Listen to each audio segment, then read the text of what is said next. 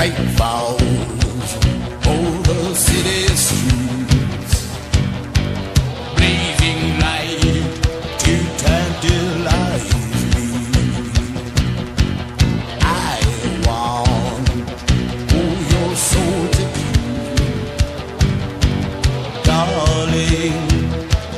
Don't deny me, 'cause lately I think of all we had.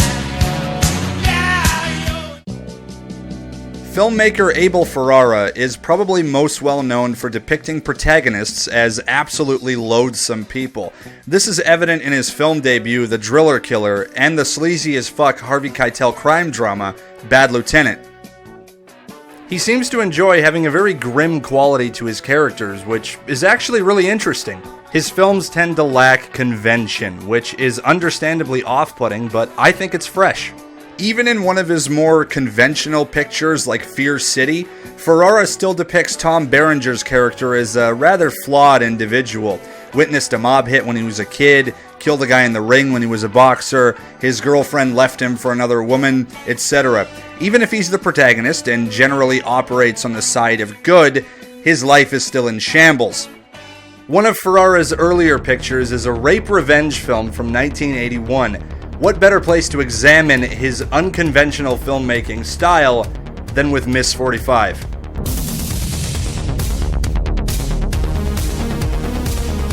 The movie begins with Thana, a shy mute seamstress who, on her way home from work, has quite possibly the worst day you could think of having.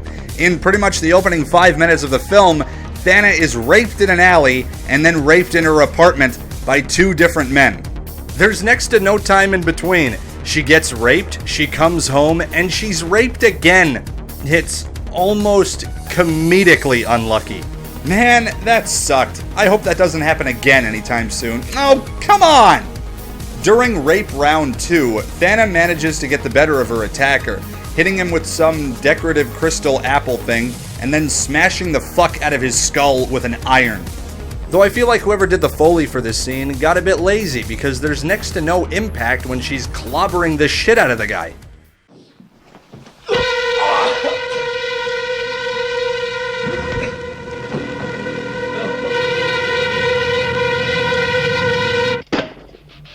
Which gives me the opportunity to sound mix it in my own extra special way.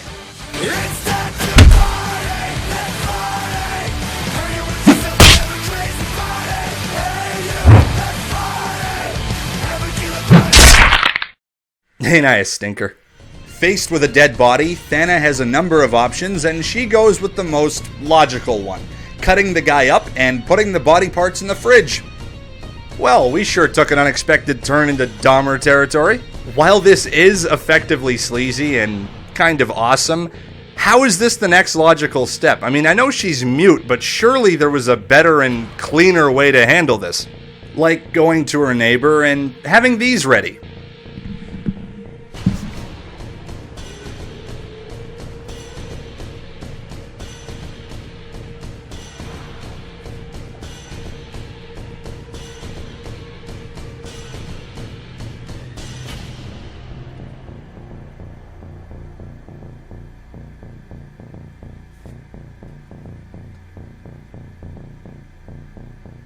Though if that's how it went down, this really wouldn't be much of a rape revenge film.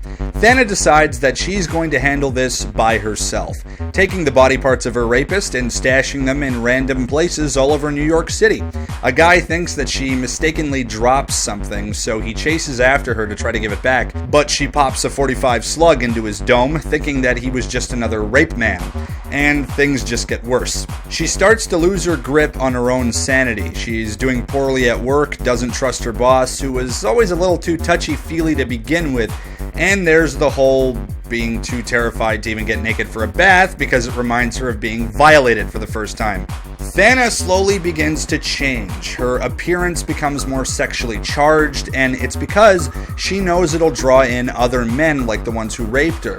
She lets the sleazy men do all the talking, and when the time is right, she pumps them full of lead.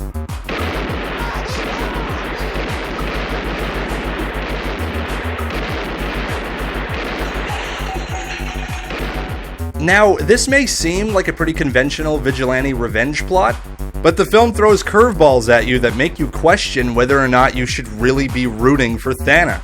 Yeah, I know she's a rape victim, I felt kinda fucking weird saying that, but hear me out. There's a moral dilemma in every vigilante film, but usually the vigilante is definitely still the hero of the picture. A mentally shattered one, but their heart is still in the right place, and they're still dishing out justice to those that deserve it. Thana, on the other hand, becomes kind of a bitch. While there are definitely men that she kills that are bad, including an amazing scene where she guns down a bunch of totally cliche street punks, she eventually just starts targeting men at random and wants to kill them for that sole purpose, because they're men. Like when she sees a couple kissing on the street, and when they depart, she stalks the man back to his place and is seconds away from gunning him down, but she's locked out of the building. She's infuriated that she wasn't able to kill this dude that did no harm whatsoever. Or this guy she meets at a bar who talks to her all night, never once making an advance on her, but he does share a personal and admittedly pretty morbid story of his wife cheating on him and him getting back at her by strangling her cat. The man ends up disarming Thana when she tries to shoot him, and he shoots himself with her gun. I guess either because he thinks there's no bullets in it, or because he deserves to die for what he did. Maybe. While I don't condone the killing of cats, I can't exactly take Thana's side either. For one, she's starting to go after innocent men, and she doesn't exactly treat animals with respect either. She occasionally takes her landlord's dog out for a walk, and look at the way she treats the fucking thing. She even puts a gun to its head. We see at the end that she never actually ended up shooting it, but what she did end up doing was tying it to a dock somewhere on the edge of the city and writing a note to her landlord that the dog ran away. Notes.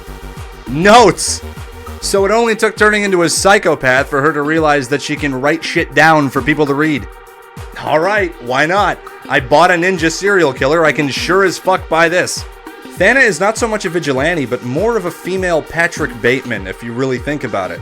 She uses her attractiveness to lure in victims, disposing of the bodies by stashing the parts in random places around the city, and is, or at least becomes, quite obsessed with being conventionally appealing to fool those around her.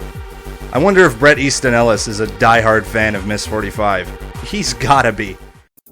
Thana's boss wants to take her to a Halloween party that her work is hosting because she doesn't have a date for it. She accepts by writing him a note. Wait till you get a load of Thana's Halloween costume, though. I'll give her this chick has one hell of a sense of humor. Nothing says rape revenge like shooting a bunch of dudes that did fuck all while you're dressed like a nun.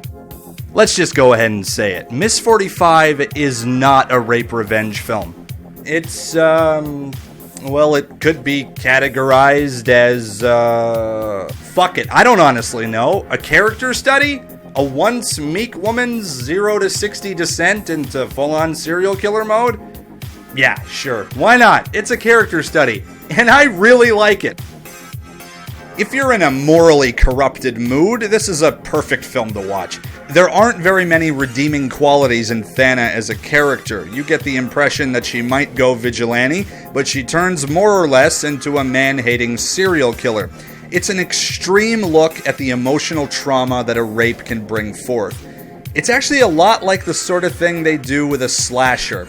Much like how Jason Voorhees will kill any teenager in Camp Crystal Lake because someone of that age caused his drowning and the death of his mother, Thana, after being raped, sees every man ever as a fucking rapist. Though, even with its sleazy and visceral style, this movie is fucking spastic in a lot of ways. For one, Thana never runs out of bullets, and it's never established that she finds out where to get more, nor did she ever actually learn how to fire a gun with such accuracy. Take into account, the gun she's using is just the one her second rapist had. She becomes a crack shot with it because she just is. We never see her practice with it or anything, unless you want to count her random flailings while she's dressed as a nun as practice. It would have been cool to see her doing some Travis Bickle-esque shit in front of a mirror, or at least establish that she learned how to shoot when she was a kid, like Paul Kersey in Death Wish. And I feel like the film could have used a lot more variety in the way Thana dispatches men.